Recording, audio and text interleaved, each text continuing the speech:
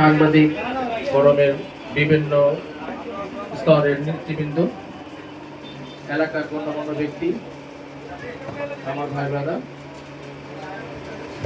আসসালামু আলাইকুম।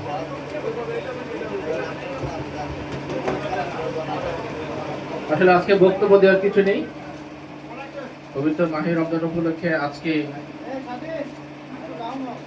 Bangladesh central press club কর্তৃক আয়োজিত আজকের এই ইফতার মাহফিলের সম্মানিত সভাপতি, উপস্থিত আছেন প্রধান অতিথি সহ বিভিন্ন স্তরের নেতৃবৃন্দ বা এলাকার গণ্যমান্য ব্যক্তি।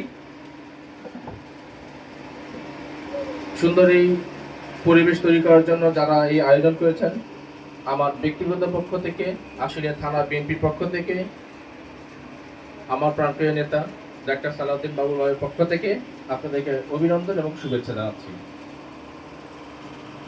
রমজানের পবিত্রতা রক্ষা করার জন্য, পবিত্রতা বজায় রাখার জন্য আপনারা যে সুশৃঙ্খল একটা পরিবেশ সৃষ্টি করেছেন তার জন্য আবারও ধন্যবাদ জানাচ্ছি। আমার এই এলাকা আপনাদেরকে আসার জন্য ধন্যবাদ জানাচ্ছি। আমাদের এলাকায় আসার পর এই সুন্দর একটা অনুষ্ঠান করার জন্য আমার পক্ষ থেকে সবাইকে ধন্যবাদ।